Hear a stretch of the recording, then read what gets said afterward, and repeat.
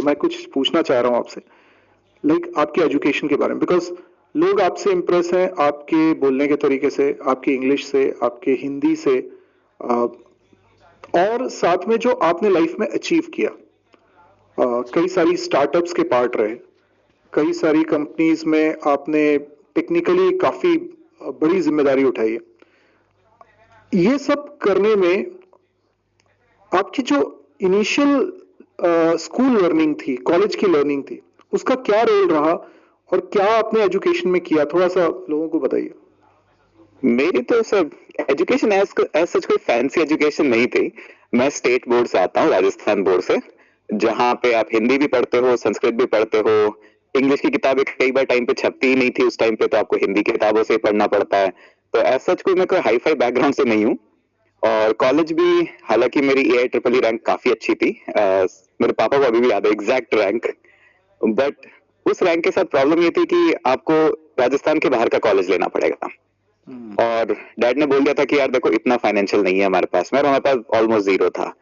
तो डैड ने कहा देखो यहाँ पे जो कॉलेज सस्ता मिले, अच्छा मिले, वही कर लो। मैंने कहा कॉलेज तो कॉलेज होता है, क्या ही फर्क पड़ता है। तो हमने एक कॉलेज देखा, उसने मुझे काफी स्कॉलरशिप दे दी।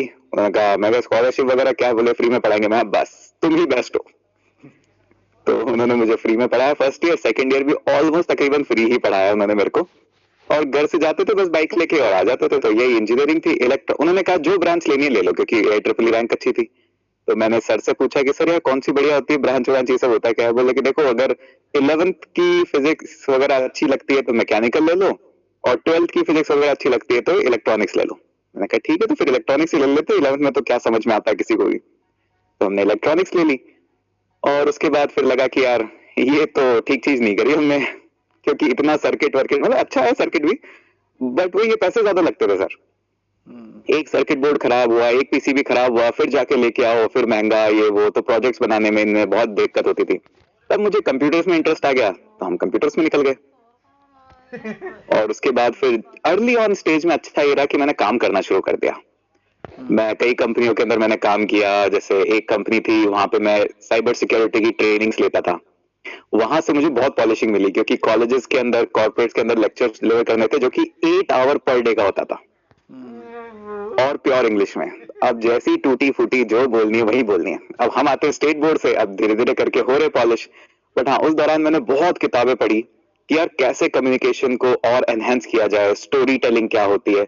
हर एक टॉपिक को आप स्टोरी टेलिंग के तरीके से पढ़ा सकते हो।